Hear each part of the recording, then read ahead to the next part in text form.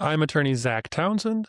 With Pro Legal Care, I've been practicing family law and divorce for over a decade, and let's talk about proving emotional abuse. Emotional abuse is when somebody causes intentional distress to hurt somebody, to abuse somebody with their words, using uh, their uh, their language most of the time to cause somebody to be fearful, perhaps to threaten them, to cause them to worry about someone else. A person could be emotionally abusive to a child if they cause the child to be really, really worried about the other parent or what that child thinks they know about the other parent. There are other ways to cause emotional distress, such as involving pets or to just, to hurt a pet, for example, or to cause somebody to be upset when there's no reason to do so, to cause somebody to think that you're in trouble. That might be abusive, emotionally abusive. So it really depends on the context and the purpose and the surrounding circumstances and whether or not it's done in a bad faith way or whether it's done just out of happenstance. Because one of the difficult things about emotional abuse is that something that might be emotionally abusive in one setting may not be emotionally abusive in another setting. And sometimes people are emotional, and that's okay. It's different, though, when it's weaponized and it's used as a tool and it's used to create distress and it's calculated. And that's what emotionally abusive people do. So how do you prove emotional abuse? It's very challenging. For one thing, the person who has the child, the parent, we're talking about custody or visitation situations, the person who has the child is going to be the person who has the access to do harm or to do good. So the more time that somebody has with a child that is emotionally abusive, the more risk there is to that child. Like any other harmful or dangerous person, the more time that a child spends with that person, the more likely that there is harm that results. One of the reasons that's especially important here in the emotional abuse setting is that proving emotional abuse is so challenging and can be so difficult that just preventing that opportunity or minimizing that opportunity by having less parenting time is one possible solution. Another possible solution is, for example, counseling for the person who is emotionally abusive, so that person can learn that what they're doing is harmful and not a way to get what they want. Usually not successful, but it can have good results. It depends on the person's desire. If they have no willingness or desire to change, then there most likely won't be any change. One of the key ways to prove emotional abuse is to show patterns of behavior. So if something happens, does it happen periodically? Do the patterns of behavior line up? Will the holidays or birthdays or special occasions end up having more issues around those days or timeframes?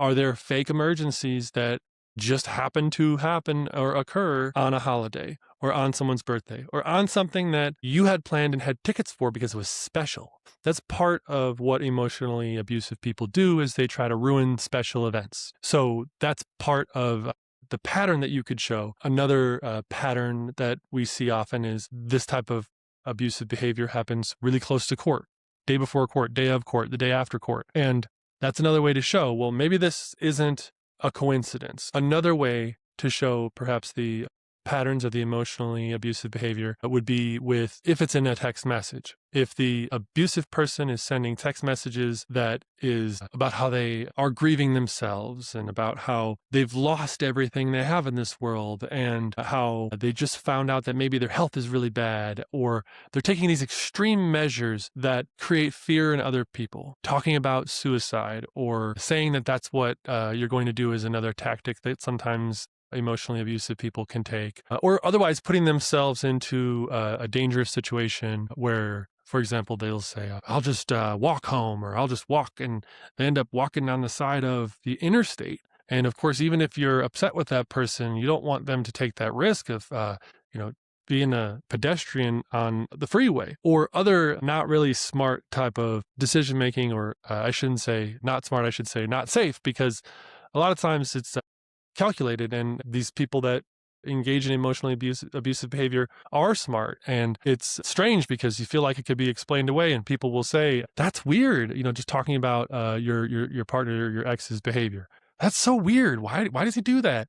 Well, it's not weird. it's calculated and it's purposeful and it's by design and it's obstructionism and it's intended to evoke a certain type of emotion, a certain type of reaction, because after that, it ends up resulting in control. So that's part of the situation with emotionally abusive people. One of the ways that is very effective to prove emotional abuse is a journal. So when a child perhaps is being emotionally abused and tells the parent that at drop-off or right before the child left the other parent, the child is told, "You might not ever see me again." And then the child gets really worried, of course, if somebody they love says that, like a parent. So you'd write that down in very detailed and thorough way. And what you would do is write it down right away. So that way it's not something that you have to like think back on, but it's done immediately. And it's how lawyers say contemporaneous, which means that it wasn't later or after the fact. It was right at the same time that you learned about this or that you heard this, you just stopped and wrote this down.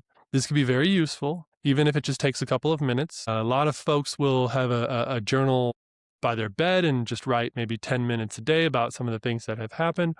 Or just when there's interactions with the other parent or the other party, they'll end up writing it down.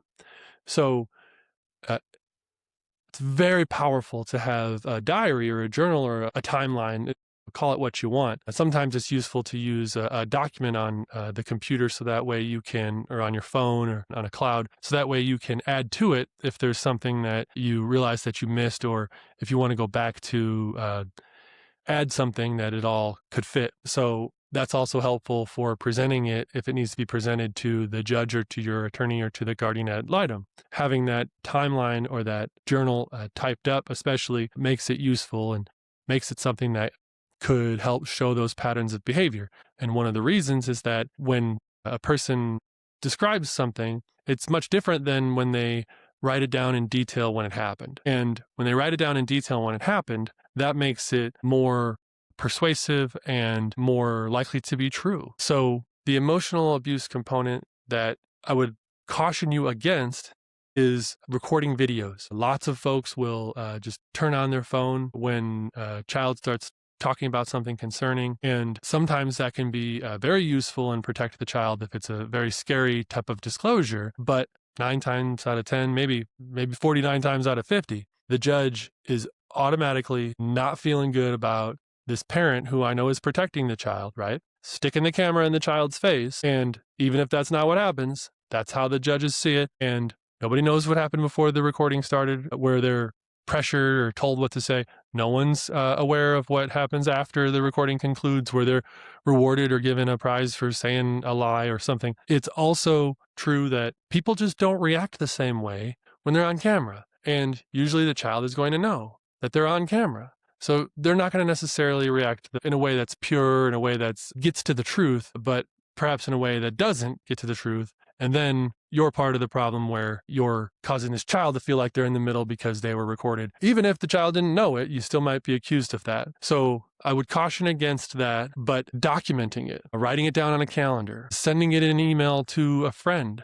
So that way it's time-stamped, it's dated, it's your words, it's your explanation. It's, hey, this is what just happened. Then you have it. Anything that you can do to tell your story later in detail. I'll leave you with this. One of the reasons why people are successful at being emotionally abusive, one of the reasons why people are effective, why emotional abuse is an effective tool, is because it's very much dependent on all these little details. And without all the details sorted out, things get clouded. And people who cause emotional abuse are often people that take advantage or capitalize on confusion and sometimes create intentional confusion for that very reason. So they sometimes think they can cover their tracks. They sometimes think that they're in a chess match and they're 9 steps ahead of you and they're the smartest person in the room.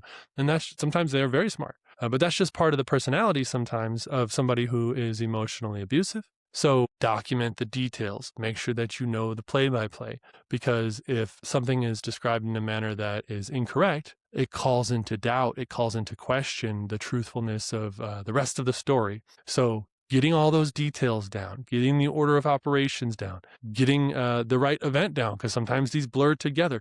This is very challenging. You don't want to commit these to memory. You want to forget they ever happened. I understand that. But in order to protect yourself, you need to document it. And to document it, you need to do it while it's fresh in your mind. And you need to do it with detail, lots of detail. If you have questions about how to prove emotional abuse, if you have a case where you are being emotionally abused and you need help, give me a call. We'll talk about your options and we'll discuss your new path forward.